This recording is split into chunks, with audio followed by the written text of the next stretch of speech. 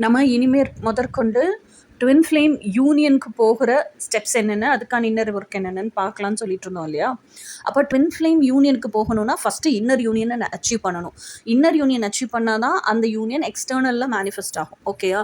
So inner union achieve பண்ணுறதுங்கிறதும் it's not a just one step process, it's a stage by stage process. First level of union, second level of union அப்படிலாம் வரக்கூடிய stage by stage process. ஓகேயா? So அப்போ first level of union வந்து யார் யாருக்கு நடக்கணும்னா, உங்களுக்கு ஆல்ரெடி சொல்லி கொடுத்துருக்கேன். நமக்குள்ளேயே என்ன இருக்குது? புத்தி, மனசு, மனசாட்சி, இறைசாட்சி. So first level of union புத்திக்கும் மனசுக்கும் நடக்கணும்.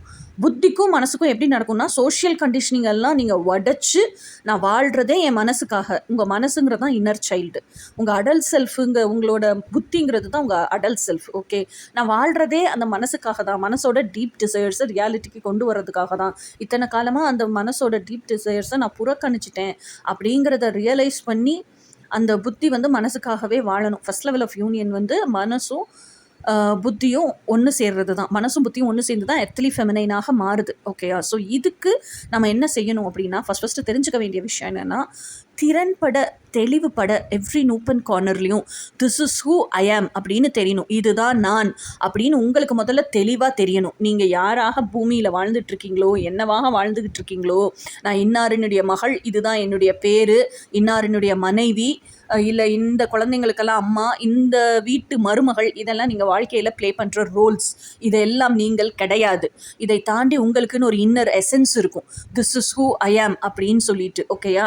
ஸோ அதை ஃபஸ்ட்டு கண்டுபிடிங்க. இப்போ நான் இருக்கேன்னா எனக்கு வந்து தெரியும், I am a very short tempered personality. ஓகேயா? எனக்கு ஜாஸ்தி மூட் ஸ்விங்ஸ் உண்டு. இன்னொன்று, எனக்கு ஒரு ஃப்ரெண்டாக ஒருத்தவங்க வந்து என்கிட்ட பழகணுன்னா கூட, இல்லை நான் போய் ஒருத்தவங்ககிட்ட பழகணுன்னா கூட என்னோடய ஸ்டாண்டர்ட்ஸை ரொம்ப ஹையாக செட் பண்ணி வச்சுருப்பேன். எனக்கான இம்பார்ட்டன்ஸ் கொடுத்து என்கிட்ட பழகுனா மட்டும்தான் நான் அவங்கக்கிட்ட போய் பேசுவேன், பழகுவேன். இன்னொன்று, உமனை ரெஸ்பெக்ட் பண்ண தெரிஞ்சவங்க கிட்ட தான் பேசுவேன், பழகுவேன். என்கிட்ட பேசுகிறவங்க ஆப்போசிட்டில் இருக்கிறவங்க உமனாகவே இருந்தாலும் சரி, என்ன ஃபெமினிசம் பேசுகிறியா, இல்லை பெண்ணியம் பேசுகிறியா, இதெல்லாம் நடக்காது, நீ நினைக்கிறதெல்லாம் இப்படிலாம் இருக்காது, இந்த வயசான கிழடுங்கள்லாம் சொல்லுவோம், அவங்ககிட்டலாம் நான் போய் பேசவே மாட்டேன். ஓகே, ஒரு ஆணாகவே இருந்தாலும் என் உணர்வுகளுக்கு மதிப்பு கொடுக்குறவன், என்ன புரிஞ்சுக்கிறவனாக இருந்தால் தான் அவங்ககிட்ட பேசவே செய்வேன் நான். அதுக்கப்புறம் எனக்கு ஏற்ற மாதிரி நடக்கிறதுங்கிறது அப்புறம். இந்த லெவலுக்கு உங்களுக்கு தெரிஞ்சிருக்கணும். இது இன்னைக்கு இதை பார்த்துட்டோம்ல, நான் யாருங்கிறது எந்த அளவுக்கு உங்களுக்கு நூப் அண்ட் கார்னர் டீட்டெயில்ஸோட தெரியணுங்கிறது பார்த்துட்டோம். இனி what I want out of this life அப்படிங்கிறது நெக்ஸ்ட் வீடியோவில் டீட்டெயில்டாக பார்ப்போம். ஏன்னா இதுலேயே சொன்னோன்னா உங்களுக்கு புரியாது. அது எப்படி, ஏன்னா அதுலேயே 2 பாகம் இருக்குது. எப்படி what I want out of this லைஃப்ங்கிறதுல அதை எப்படி எழுதுறதுங்கிறது நெக்ஸ்ட் ஷார்ட்ஸில் நான் உங்களுக்கு சொல்லித்தரேன். Until then by.